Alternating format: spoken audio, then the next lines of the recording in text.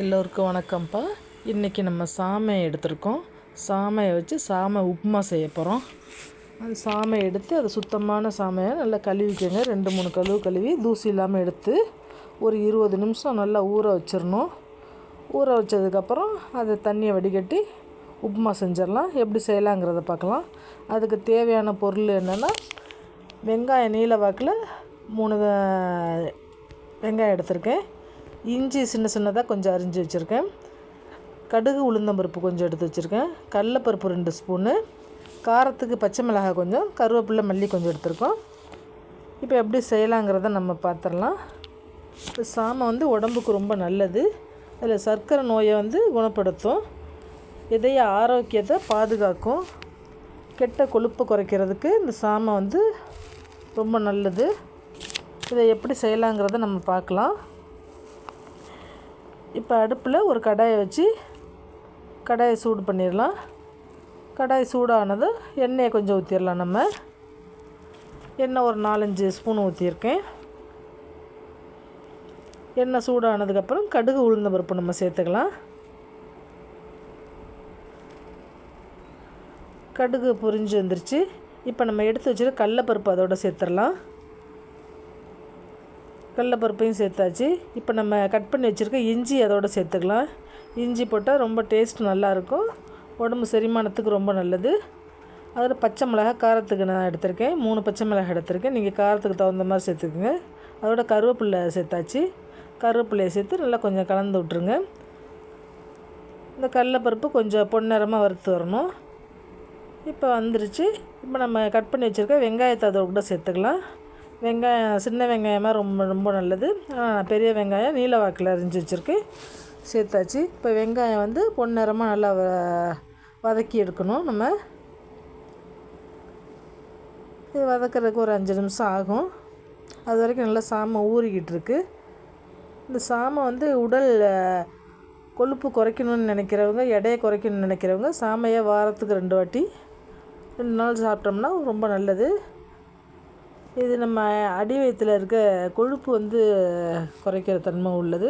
இப்போ நல்லா வெங்காயம் வதங்கினதுக்கப்புறம் தண்ணி சேர்த்துக்கிறோம். இப்போ 1 டம்ளர் சாமை எடுத்துக்கிட்டோம்னா 2 டம்ளர் தண்ணி சேர்த்துக்கணும். அதுக்குள்ளேயே நம்ம நல்லா வெந்து வந்துடும். தண்ணி ரொம்ப அதிகமாக இருந்துச்சுன்னா கொலன்னு போயிடும், உப்புமா நல்லா இருக்காது. இப்போ அந்த தண்ணிக்கு தகுந்த மாதிரி கல் உப்பு கொஞ்சம் சேர்த்துக்கலாம். கல் உப்பு போட்டு கொஞ்சம் மூடி வச்சிடலாம். நல்லா கொதிஞ்சு வரட்டும். தண்ணி கொதிஞ்சு வந்ததுக்கப்புறம் நம்ம சாமையை சேர்த்துக்கலாம். இல்லை சிம்லேயே மீடியம் ஃப்ளேம்லேயே வைக்கணும். மீடியம் ஃப்ளேம்லேயே இருந்தால் தான் நமக்கு சாமை வெந்து வர்றதுக்கு இதாயிரும். வேகமாக வச்சோம்னா அடி பிடிக்கும்.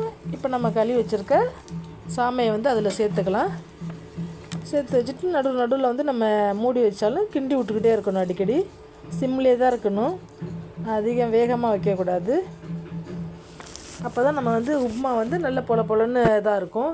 இல்லை வேகமாக வச்சோம்னா சீக்கிரத்தில் வேகாத மாதிரி போயிடும், இல்லை களி மாதிரி இதாகிடும் தண்ணி அதிகமாக ஊற்றிட்டோம்னா. பாருங்கள், நல்லா கிண்டியாச்சு. இல்லை தண்ணி கொதிஞ்சுருக்கு பாருங்கள். இப்போ அதை போட்டு இது பண்ணதுக்கப்புறம் உப்பு கொஞ்சம் பார்த்துக்கலாம். நம்ம ஒரு கொதிச்ச வந்ததுக்கப்புறம் இப்போ பார்த்திங்கன்னா உப்பு காரம் நமக்கு கரெக்டாக தெரியும். இந்த சாமை இரத்த சிவப்பணுக்களை உற்பத்தி செய்யும், எலும்பை வலுவாக்கும், மூட்டு வலி இடுப்பு வலி இதை மூடி போட்டு மூடிடலாம்.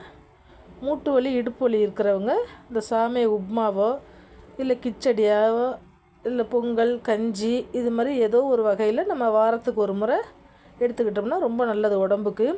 இப்போ பாருங்கள், ஒரு 5 நிமிஷம் கழித்து நல்லா கிண்டி விட்டுறலாம். தண்ணி பார்க்குறதுக்கு இது மாதிரி தான் இருக்கும், ஆனால் ரொம்ப எதுவும் ஊற்றிட வேணாம். நம்ம 1 டம்ளருக்கு 2 டம்ளர் தண்ணி ஊற்றினாவே போதுமான அளவுக்கு நம்ம கரெக்டாகவே இருக்கும். ரொம்ப ஊற்றிட்டோம்னா அதாகிடும். திரும்பி மூடி வச்சிடலாம். மூடி வச்சுட்டு திரும்பி கொஞ்சம் நேரம் கழித்து பார்க்கலாம். அடிக்கடி கிண்டி விட்டுக்கிட்டே இருக்கணும் திறந்து.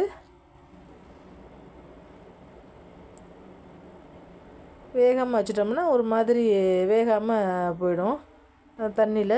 அதனால் மீடியம் ஃப்ளேம்லேயே இருக்கிறதுனால பதாயிரும். இப்போ பாருங்கள், சாமை கரெக்டாக ரெடி ஆகிடுச்சு. அப்படியே ஒரு மூடி போட்டு ஒரு 5 நிமிஷம் அப்படியே வச்சிடலாம்.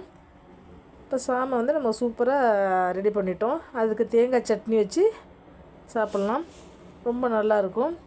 இதே மாதிரி செஞ்சு பட்டு கமெண்டில் சொல்லுங்கள்.